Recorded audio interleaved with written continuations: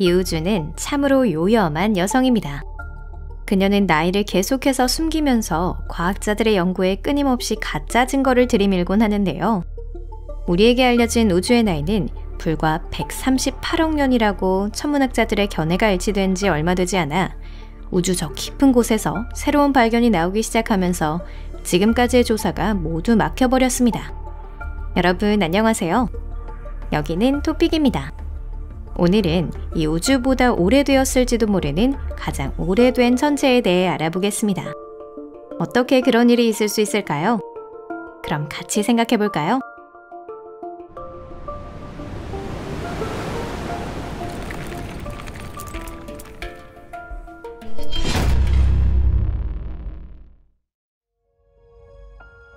우주의 나이에 대해 알고 있는 것.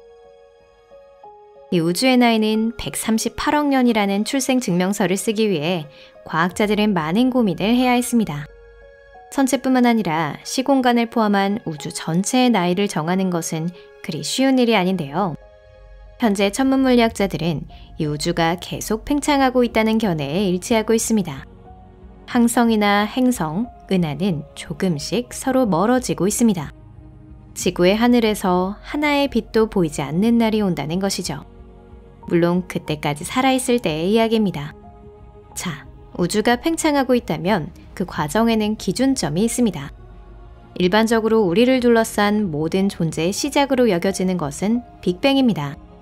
과학자들에 따르면 이 상징적인 사건은 137억 9,700년 전에 일어났다고 합니다. 물론 이건 대략적인 숫자입니다. 생일 파티에 초대되지 않았기 때문에 우주가 탄생한 정확한 시간은 아무도 확인할 수 없는 거죠. 우주 전체의 나이를 정하는 건 언뜻 보기에 쉬워 보여도 그렇지 않습니다. 계산에는 빛, 우주의 팽창, 암흑 에너지가 관련되어 있고 기술적으로 정점에 이르렀다고는 결코 말할 수 없는 현대의 테크놀로지도 관련되어 있습니다. 예를 들어 오랜 세월, 우주의 팽창 속도는 일정하다고 생각되어 왔습니다. 이 프로세스를 나타내기 위해 이용되고 있는 것이 허블 상수와 같은 파라미터입니다. 아니요, 허블이라고 해도 망원경을 말하는 건 아니고요. 망원경 이름의 유래가 된 과학자를 말하는 것입니다. 허블 상수의 평균값은 1메가파섹당 초속 70km이고 1메가파섹은 약 326만 광년입니다. 상상을 초월하는 거리이므로 킬로미터로 환산하는 것은 그만두겠습니다. 거리를 우주의 팽창 속도로 나누는 단순한 계산에 의하면 답은 역시 대략 138억 년이 됩니다. 다만 계산에는 조금 걸리는 것이 있는데요. 우주가 가속도적으로 팽창하고 있음을 인정하는 천문물리학자들은 점점 늘어나고 있는데 이 경우 우주의 나이는 140억 년을 넘기게 됩니다. 개별 연구에서는 우주라는 할머니의 나이를 160억 년으로 추정하는 과학자들도 있습니다. 어찌되었든 얼마 전에 우주에서 과학자들을 괴롭힐 만한 천체가 발견되었습니다. 우주보다 오래된 것. 우주 연구에는 항상 사람들의 오해가 따라다닙니다. 아주 옛날의 인간은 자신들이 우주의 중심이라고 생각했습니다. 그런데 이후 지구는 둥글다는 것을 알게 되었고 지구라는 우리 집이 거대한 은하수 뒷마당에 세워져 있다는 것을 알게 되었습니다. 우주 연령의 확정에도 실수는 따르기 마련입니다. 사람들이 우주를 들여다본 최초의 망원경은 안경에 비유할 수 있는데요. 한편 제임스 웹이나 허블 같은 거대한 우주 망원경은 이제 현미경이 되어 우주의 가장 끝까지 들여다볼 수 있게 되었습니다. 2023년 여름, 작은 우주 파파라치 중 하나가 우주의 나이에 의문을 제기하는 6개의 은하를 발견했는데요. 그 은하는 너무 오래되어 존재할 리가 없는 것이었습니다. 이런 건 누군가가 과학자들을 놀리려고 만든 걸까요? 조금 전 우주 연령을 확정하는 방법에 대해 이야기했을 때 또 다른 일반적인 방법에 대해 언급하지 않았는데요. 천문 물리학자들은 적색 편의를 기반으로 가장 오래된 항성의 나이를 확정합니다. 천체가 지구에서 먼 곳에 있고 게다가 우주의 팽창에 의해 멀어지고 있는 경우 그 빛은 지연되어 스펙트럼의 붉은 쪽으로 향합니다. 즉 별이 오래될수록 빨간색 스펙트럼으로 이동하는 것이죠. 여러분은 그건 알겠는데 아까 그 은하는 도대체 뭐가 문제야? 라고 말할 수도 있습니다. 사실 제임스 웹 우주망원경이 발견한 은하는 아주 성숙하고 완벽한 배치를 하고 있고요. 게다가 우주만큼이나 오래된 것입니다. 물리학자 라젠드라 굽타 교수의 연구에 따르면 이 은하들은 최소로 잡아도 빅뱅 3억 년 후에는 이미 존재했다고 합니다. 하지만 이렇게 거대한 시스템을 형성하기에는 그만한 시간으로는 부족합니다.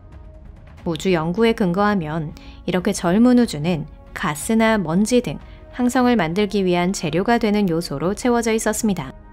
하지만 이런 짧은 시간 내의 은하의 형성은 이론적인 설명을 뒤집는 것입니다. 게다가 이 은하들은 아주 정연하기 때문에 아메코미 히어로의 플래시는 상상을 초월하는 속도로 항성을 배치한 셈입니다. 이 은하들에서는 대량의 항성이 태어났습니다. 1년 동안 탄생한 천체의 수는 현재 우리와 가까운 은하에 있는 천체보다 많았다고 하는데요. 정말 생산적인 우주 보육시설이네요. 이것은 결국 우주는 적어도 공표된 나이보다 절반 이상이 더 나이가 많다는 것일까요? 무두셀라성, 우주의 다크호스. 지구에서 최고의 두뇌들을 당황하게 하는 건 교활한 은하뿐만이 아닙니다.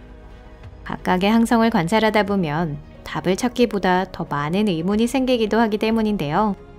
다크호스라는 것을 알게 된 건 실제로는 아주 밝은 항성 HD 140283입니다. 이것은 공식적으로는 지금까지 우주에서 발견된 것 중 가장 오래된 천체 중 하나로 알려져 있습니다. 이 별은 1000년 가까이 살았던 성경의 등장인물을 참고하여 무두셀라 별이라고 불립니다. 성경의 무두셀라와 마찬가지로 하늘의 무두셀라도 놀라운 존재인데요. 유럽 우주기관은 수집된 데이터를 바탕으로 이 별의 나이를 밝히려고 했습니다.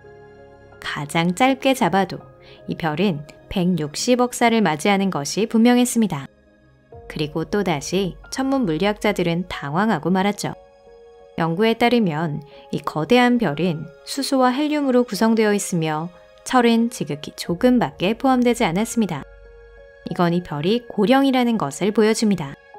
사실 항성은 주로 헬륨과 수소를 재료로 하지만 대부분의 별에는 중금속이 포함되어 있습니다. 우리 우주는 폐기물 제로로 천체를 생산하는 공장입니다. 어떠한 별도 결국에는 죽고 멘델레예프 주기율표에는 거의 모든 원소가 공간으로 방출됩니다. 새로운 항성이나 고체 행성, 거대 가스 행성은 이러한 우주의 장례식에서 재료를 꺼내고 있습니다. 우리 혈액 속에 들어있는 철분조차도 아주 오래전에 죽은 별들 속에서 끓어오르고 있었던 것입니다. 한편 무두셀라에는 철이 아주 조금밖에 포함되어 있지 않습니다. 이것은 이 별이 우주에 철이 적었던 태고 시대에 형성되었음을 보여주는데요. 펜실베이니아 주립대학의 과학자들은 하워드 본드 교수와 함께 HD 140283의 거리, 밝기, 에너지 소비량, 코어 조성에 관한 데이터를 바탕으로 수년에 걸쳐 그 연령을 조사해왔습니다. 그런데 아무리 별을 젊게 만들려고 해도 이 별이 가능한 나이를 초과해버리는 것 같은데요. 연령을 특정하는 계산에 통계상의 오차가 있는 것을 고려해도 이 별은 우주와 거의 같은 연령일 것으로 생각됩니다. 에어렌델, 우주에서 가장 먼 항성. 천체 중에는 자기들끼리 서로 짜고 천문 물리학자들을 비웃음거리로 삼는 경우도 있습니다. 수십억 년 동안 차가운 진공에서 지루했던 거라면 기분 전환으로는 나쁘지 않겠네요. 많은 과학자들을 괴롭히면서 우주의 나이를 재계산하도록 한 것은 HD 140283뿐만이 아닙니다.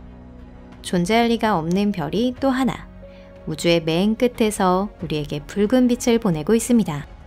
이 별은 2022년 허블 우주망원경에 의해 중력 렌즈를 사용하여 발견되었는데요.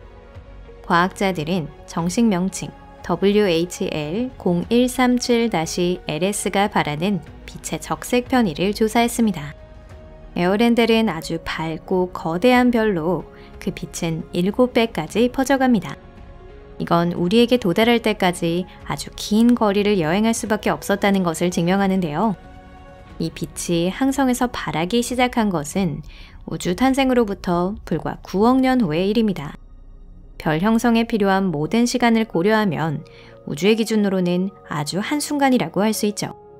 또한 우주는 팽창을 계속하고 있기 때문에 이 별의 관측 위치는 지구로부터 280억 광년이나 떨어져 있는 것입니다. 즉, 이 별은 빅뱅과 거의 같은 시기에 태어난 것입니다. 게다가 이것은 최소로 잡았을 경우에 해당합니다. 천문 물리학자들은 이러한 오래된 별이나 은하와 같은 현상을 적색 편의의 해석이 잘못되었기 때문이라고 설명하는데요. 또한 초기의 우주에서는 물질과 빛이 지금과는 다른 움직임을 가졌을 가능성이 높다고 합니다. 즉, 물리법칙이 다른 근로기준법에 따라 작업을 했을지도 모른다는 것입니다. 어쨌든 에어렌델은 더욱 신중한 조사를 필요로 하고 있습니다. 이 별의 현상을 규명하기 위해 과학자들은 더욱더 노력하고 있는 것입니다. 이것으로 오늘 영상은 끝입니다. 여러분 시청해주셔서 감사합니다. 천문 물리학자들이 우주를 깊이 들여다볼수록 점점 알 수 없는 현상들이 늘어나고 있습니다. 미지의 것은 우주를 더욱 철저하게 연구하도록 촉구하고 실제로는 어떤 일이 벌어지고 있는지, 우리는 어디에서 왔고 어디로 향해야 하는지 언젠간 이해할 수 있게 될 것입니다. 그러면 여러분과는 잠시 동안 작별의 시간입니다. 앞으로도 함께 밤하늘을 올려다볼까요? 여러분, 다음에 또 만나요. 그럼 안녕히 계세요.